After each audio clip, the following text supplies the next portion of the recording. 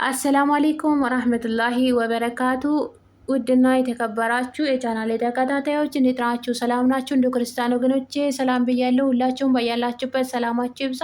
ዛሬም እንደተለመደው በአዲስ ቪዲዮ ብቅ ብያለሁ። ለዚህ ቻናል አዲስ ሆናችሁ ሰብስክራይብ፣ ሼር፣ ላይክ በማድረግ ቤተሰብ ሁኑ።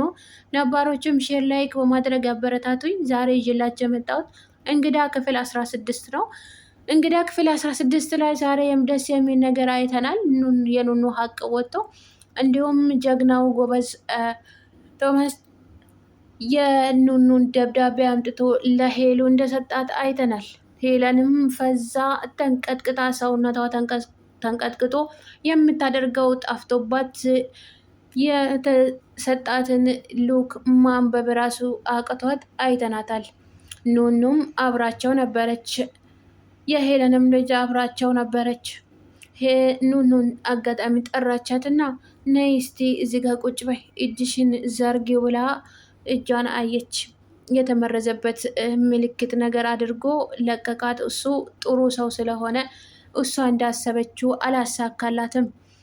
እሷም ዝም ብሎ በምልክት እንድታምነውና ተመርዛለች ብላ እንድታምን አድርጎ ለቀቃት። እሷም እውነት መስሏት ደስ ብሏት ነበረ። በአንድ በኩል ጽሁፉንም ቶሚ ወስዶ አነበበው። ሲያነበውም እንግዲህ የተባባሪዋ የተጻፈው ጦርነቱና እንዲሁም ኑኑ እንዳሳዘነችውና ምንም ነገር ለማድረግ እንዳልፈለገ ገልጸዋል። እሷም ጽሁፉን ስታነበው የምታደርገው የምትለው ጠፋባት። ባለቤቷም ምንድን ነው እየተካሄደ ያለው? ምንድን ነው ይሄ?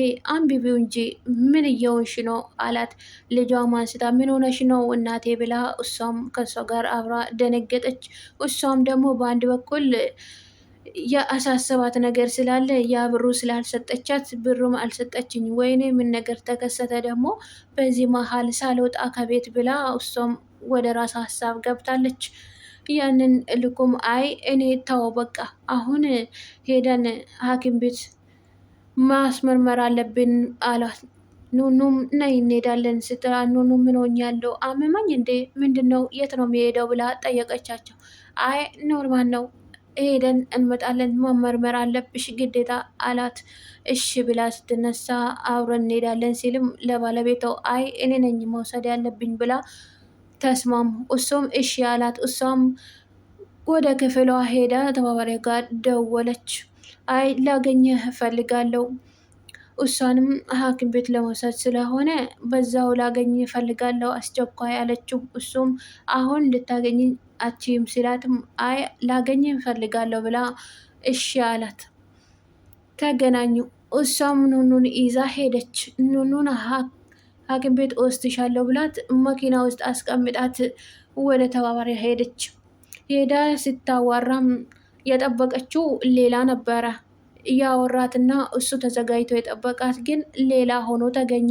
ደስ የሚል ነገር። እሱም ጥሉና መልካም ሰው ነው።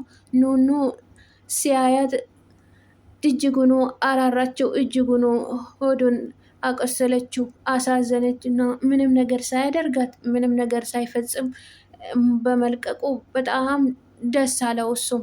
ምክንያቱም ልጅቷ ታሳዝናለች ብሎ ስለወሰነ ምንም ነገር አላደረገም።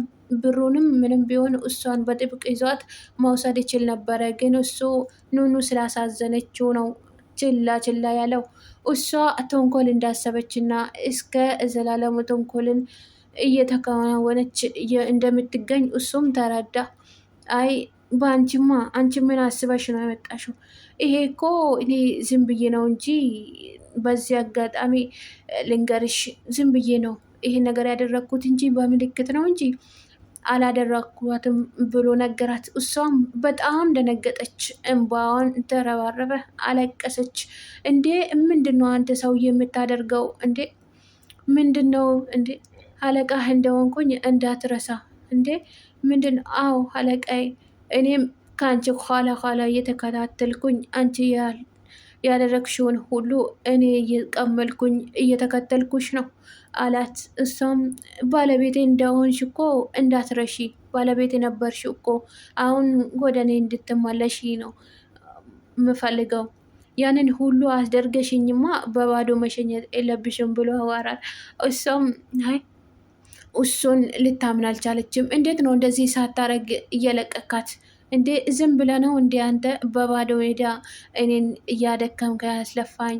እኔ ደግሞ አንተን አምኜ ይሄን አድርጊ ማለቴ ከንቱ ልፋት ብላ ተናደደች። በእልቅሻም አበረበረችው። አይኗም ቀላ ወደ ቅላቱ ዞረ። እሷ እንደ ወንጀለኛ ስትገባም ታስታውቃለች። ጥቁር በጥቁር ለብሳ ራሷንም ሸፋፍና ነው እየገባችው።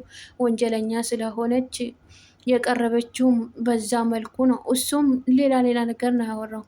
ልታስፈራራው ብትሞክርም እሱ ግን አስፈራራት እንጂ አላስፈራራችውም።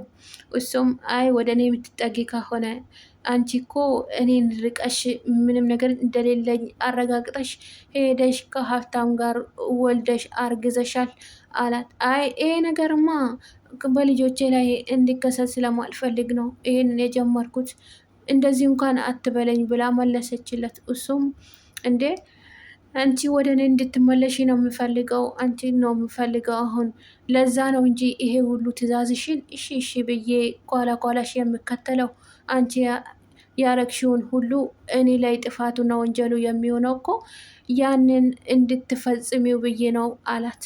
እሷም አላመነችበትም። እሺ ብላም አልተቀበለችውም። አይ መሆን የለበትም እኔ ምንም ቢሆን ወደ አንተ ልሆን አልችልም አለችው። እንደዛ ነው። እንደዛ ከሆነማ በቃ ከአሁን በኋላ በቃ ምንም ነገር አትከተለኝ፣ ምንም አትዘዥኝ ብሎ መለሰላት። እሷም በጣም ተናደደች፣ አለቀሰች። አይኗን ወደ አይኑ እየወራወረች ፊቷ የተለወጠ ነገር ምን ማሰብ አለብኝ? ምንድነው ማድረግ ያለብኝ? ይሄ ነገርስ ግልጽ ሆነዋል። ቤተሰቦቿ ማወቃቸው አልቀረም።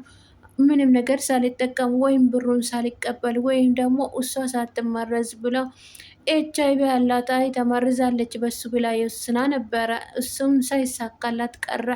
አይ ይሄ ነገርማ ገደል ውስጥ እያስገባኝ ነው ይሄ ልጅ ብላ ማሰብ ጀመረች። እሱን እዛው አስቀምጣ እሱም ከአሁን በኋላ እንደዚያ ነገር እንድታዥኝም አልፈልግም፣ እንድትቀርብኝም አልፈልግም ብሎ ጥሏት ብድግ አለ። እሷም ደነገጠች። አረ ቆይ እስቲ ማዋራ ነገር ብላ አቆመችው።